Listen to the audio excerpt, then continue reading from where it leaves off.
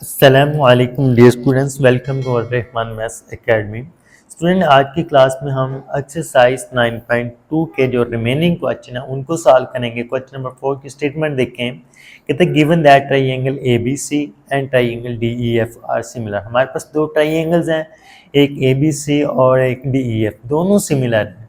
कहता है जो स्केल फैक्टर है ना, उसमें जो के की वैल्यू वो हमारे पास 3 है।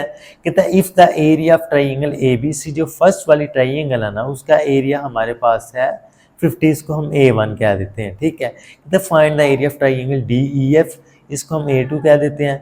ठीक है। A2 की वैल्यू हमने फाइंड करनी है, A1 की वैल्यू हमें गिवन है और स्केल फैक्टर जो के है उसकी वैल्यू भी हमें गिवन है। हमने इसके इंट्रोडक्शन में इस चीज़ को डिस्कस किया था कि ये स्केल फैक्टर क्या होता है। जस्ट हमने फार्मूले में वैल्यूज पुट करनी है। देखें स्टूडेंट, दो ट्राइंगल्स ही हमारे पास दोनों सिमिलर थी। A1 हमें गिवन था 50 स्क्वायर सेंटीमीटर, स्केल फैक्टर के की वैल्यू 3 थी। A2 हमने फाइंड करना है, तो हमने क्या किया, using formula A1 over A2 is equal के स्क्वायर। तो स्टूडेंट देखो, A1 की वैल्यू हमारे पास 50 आ गई, A2 ऐसे ही आ गया, के की वैल्यू हमारे पास 3 आ गई, 3 का स्क्वायर होता है हमारे पास 9। ठीक है। अब देखो स्टूडेंट, हमें चाहिए A2 की वैल्यू। A2 इधर डिवाइड हो रहा, उधर चला गया, 9 उधर, 9 इधर, 9 8 उधर चला गया, 9 इधर आ गया। ठीक है। अब ये हमारे पास है 50 ओवर 9, तो ऊपर बड़ा नीचे छोटा, ये इम्प्रॉपर फ्रैक्शन है। इसको हम ऐसे करके लिखेंगे 50 ओवर 9, 9 5 आर 45, ऊपर से क्या आ गया 5। अब इसको लिखने का क्या तरीका, 5 होल, ये नीचे 5 यानी कि ये कोशेंट।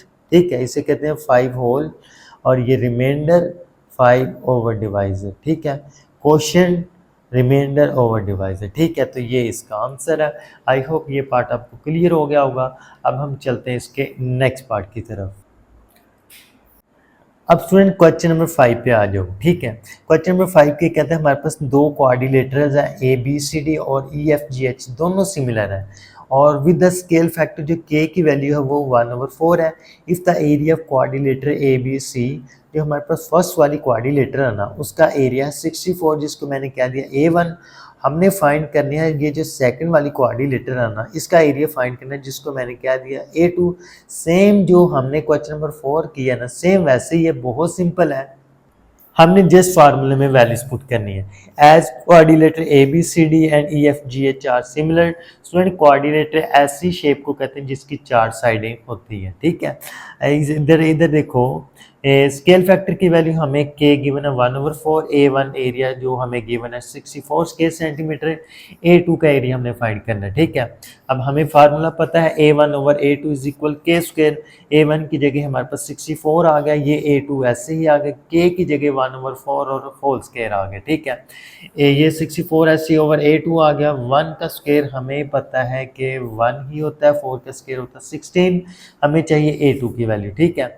अब स्टूडेंट, ये जो अगर हम इनको, ये जो 16 है ना, इधर डिवाइड हो रहा, उधर जाके 64 के साथ मल्टीप्लाई हो गया, और A2 इधर डिवाइड हो रहा है, इधर जाके 1 के साथ मल्टीप्लाई होगा, तो A2 आ जाएगा। सिंपल आप क्रॉस मल्टीप्लिकेशन करा दें, ये उधर और ये इधर। ठीक है।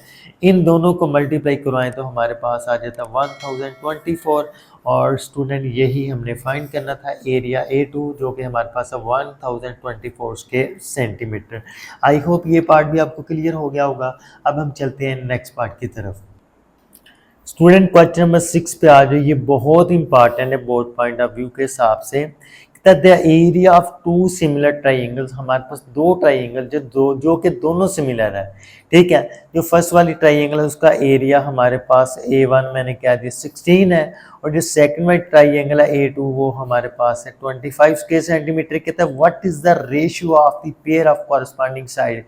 उन दोनों ट्राइंगल की जो कॉरस्पॉन्डिंग साइड्स है ना, उसकी रेशियो हमने फाइंड करनी है। बहुत सिंपल है।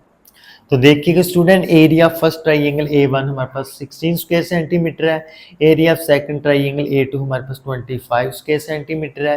रेशियो ऑफ कॉरस्पॉन्डिंग साइड्स हमने फाइंड करनी है, L1 ओवर L2 ये हमने फाइंड करनी है।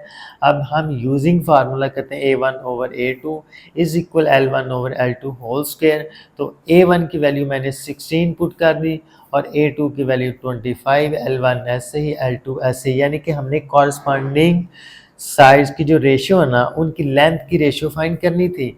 तो मैंने जस्ट अभी वैल्यूज पुट की हैं। तो स्टूडेंट देखो इधर स्केयर है, क्योंकि हमें तो विद और सिंपल स्केयर के बगैर चाहिए। स्केयर को ख़त्म करने के लिए हम क्या करेंगे, इधर भी स्केयर रूट ले लेंगे, इधर भी स्केयर रूट ले लेंगे। ये देखो दोनों तरफ स्केयर रूट ले लिया, स्केयर रूट से कैंसिल।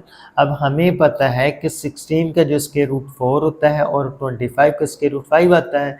तो L1 ओवर L2 की जो कॉरस्पॉन्डिंग साइज की रेशियो है ना वो हमारे पास आ गई है L1 over L2 is equal 4 over 5।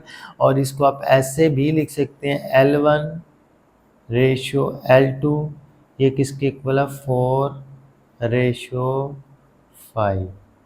ठीक है स्टूडेंट, तो यही हमने सॉल्व करना था। अब हम चलते हैं इसके नेक्स्ट क्वेश्चन की तरफ। अब स्टूडेंट क्वेश्चन नंबर 7 पे आ जाओ, ये भी important question. The area of two similar triangle, दो हमारे पास ट्राइंगल है, दोनों सिमिलर है। एक का एरिया 144 स्क्वायर सेंटीमीटर और एक का एरिया है हमारे पास 81 स्क्वायर सेंटीमीटर। हम यहाँ पे दो ट्राइंगल ले लेते हैं, एक लार्जर ट्राइंगल जिसका एरिया 144 है और एक स्मॉलर ट्राइंगल जिसका एरिया 81 है।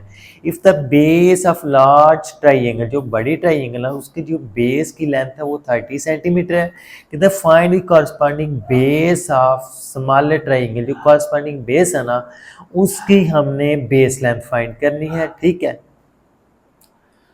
देखिए student, as given area of larger triangle A1 है 144 square centimetre, area of smaller triangle हमारे पास है 81 स्क्वायर सेंटीमीटर। ठीक है, आगे देखो base length of large triangle क्या 30 सेंटीमीटर और base length of smaller triangle L2 जो कि हमने फाइंड करनी है। अब friend using formula A1 over A2 is equal L1 over L2 whole square. तो A1 की वैल्यू 144 होगी, A2 की वैल्यू 181 होगी, L1 ओवर L2 ऐसे ही आ गया। ठीक है, और L1 की value 30 over L2 whole square ऐसे ही आ गया। अब स्टूडेंट देखो हमें तो वैल्यू चाहिए L2 की। ठीक है, हम क्या करते हैं दोनों तरफ स्क्वायर रूट लेते हैं, इधर भी स्क्वायर रूट ले लेते हैं, इधर भी स्क्वायर रूट ले लेते हैं। तो ये देखो 144 ओवर 81,